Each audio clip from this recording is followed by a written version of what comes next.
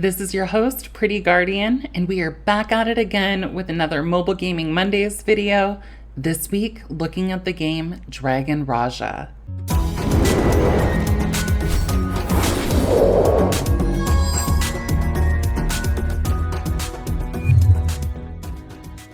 Whenever I play these games, the first question that I ask myself is, did I have fun? And I would say that for the first 30 minutes of this one, I was having a great time. I was hooked right away. The graphics are really pretty, so I'm introduced to this colorful, interesting fantasy world. I get to create my own cute girl character to run around and explore these environments, and the story had me hooked. I'll just kind of give you the premise here. This may be spoilers if you want to jump ahead a minute, but really this is all stuff that happens within the first 30 minutes. So this is just kind of the basic premise of the game. But you play a character who starts out in an orphanage, and the orphanage owner guy has been experimenting on you, mixing your DNA with dragon DNA, giving you special superpowers. And there's this cute little girl who's about to go to a Christmas party with you, and she's like, "Oh, will you be my date?" And I'm like, "Yes, honey, come over here. I will take you to the Christmas party and we will have a great time." This evil mad scientist running the orphanage ends up massacring all of your friends, and it's just horrible. And so right away I'm like, ooh, I want to get revenge on this guy. I want to figure out what's going on in this world. I want to develop my powers. I was into it. But that feeling also faded kind of as I started seeing more of the game. It just became very clear that this was a mobile game. It does have some social features in it that make it seem like it's kind of an MMO. But there was this point where I was on the couch and I was watching Suicide Squad Hell to Pay, that animated DC show. Also a good time if you want to check it out. But I was watching my show and I was getting really wrapped up in the show as I was playing my mobile game. And I looked down and I realized even in combat, even though they make it seem oh, you should run around and be engaged in combat, as far as doing the actual gameplay and regular PvE stuff, you don't even need to look at it. It will literally play itself. It will even fight for you. And suddenly it just it made any agency I had over my character feel meaningless. But it wasn't just that. There were a lot of little things that pulled me out of immersion in the gameplay. All these little blinking lights on the UI. I don't know how to make the red dots go away. And it's just too much. It's overwhelming. There's a million different currencies. You're getting 50 different rewards. I don't know what needs to go where to upgrade what, or how to actually progress my character. And I don't even know that it all matters anyway. Because clearly, if the game can just play itself and I can keep progressing, who the fuck cares? But that all being said, I want to jump into the criteria that we use to grade these games and start out with music. That one I gave a 3 out of 5. The title song I think is really good. There's an almost operatic quality to it that I think is suitable to the tone of the game. The general relaxing casual music around Castle College, there's a lot of good sounds in this game, but none of it really feels like it was actually designed for this game or that any deeper artistry went into it. Gameplay, I'm going to give a 2 out of 5 because really it makes no sense in the gameplays itself. And that's all I really want to say on it. With story, however, I'm going to kind of jump over and give this game a 4 out of 5. I think the story is excellent. And so I was kind of wondering, how can a game that is so questionable in so many other areas have such a good story to it? And what I found out is it's actually based on a series of novels written by an author named Jiang Nan. Or at least that's his pen name. But the novels are called Dragon Raja. You can look them up.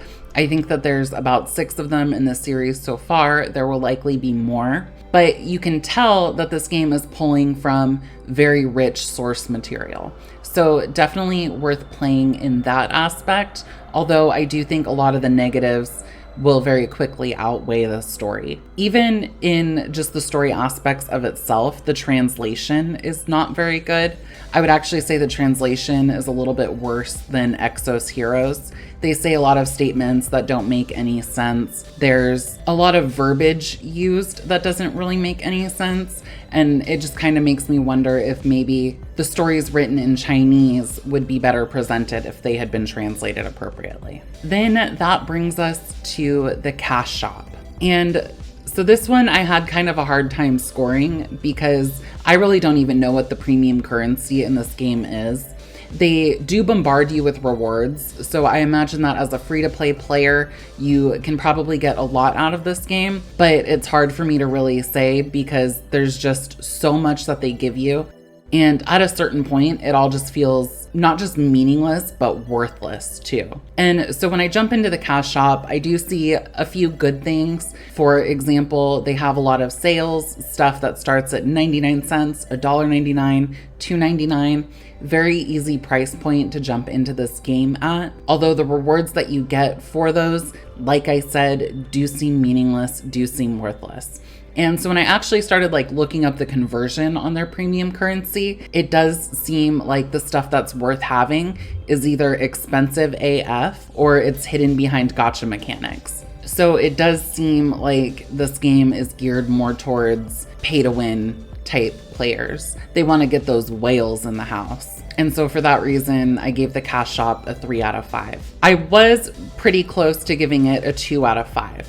A lot of times they'll have these pop-ups that will show up on your screen where you actually have to click through into the cash shop in order to make them go away. And not only does that break immersion, it pulls you out of the game and stops letting you actually play it. It's also bad design though, because if the ultimate goal was to get you into the cash shop, they should have just sent you to the cash shop. Don't put pop-ups there. If you're going to put a pop-up there, you want to give somebody the opportunity to close out of it and actually go back to their gameplay. If you're not actually giving them a choice and they're just going to be redirected to the shop anyway, save everybody the fucking time and just send them to the cash shop. That being said, I'm going to share a review with you. This one is from the Google Play Store and it is written by ZK. Been playing a while now. The PvE story are very good. The graphics are amazing. Good amount of content and things to do, like build and decorate your own home, car racing, pets, etc. Very good dungeons, world boss, regularly updated with new content, so loads to keep you busy. Now, the PvP side, if you're a competitive free-to-play player, forget about it.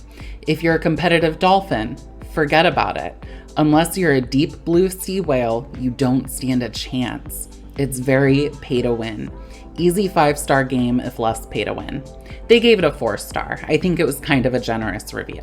They're right though, there is a lot to do in the game. I like that it has homes you can decorate. There's a lot of little side activities like photography. It lets you take little cute screenshots. I did really enjoy creating my character. I think she's gorgeous. And I did have fun, like I said, for that first 30 minutes until the rest of the poor presentation kind of settled in on me. Graphics, I think, are pretty good from a certain perspective. The game's made by the Unreal Engine.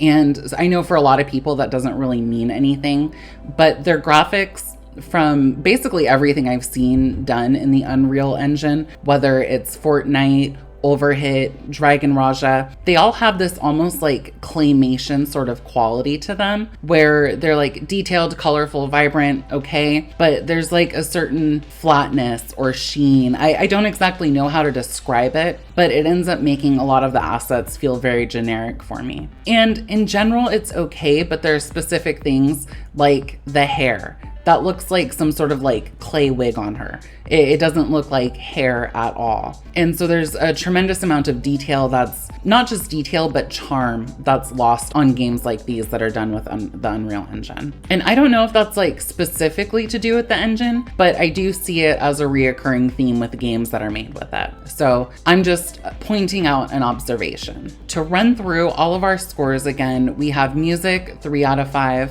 gameplay 2 out of 5, story 4 out of 5, art style 4 out of 5, and cash shop 3 out of 5. This brings Dragon Raja to a grand total of 64%. I found that the final scores that a lot of these games get, I do think is very fair based on the experience that I had playing through it. So I definitely stand by giving Dragon Raja a D. It just was what it was. Next week, we're going to be taking a look at the game Dragalia Lost. That will take us back to the more JRPG style games that we've been looking at so far. So I hope you stick along with me. I love having you here, and we will talk about Dragalia Lost next week. Thanks again for watching, and until next time, this is Pretty Guardian, logging out.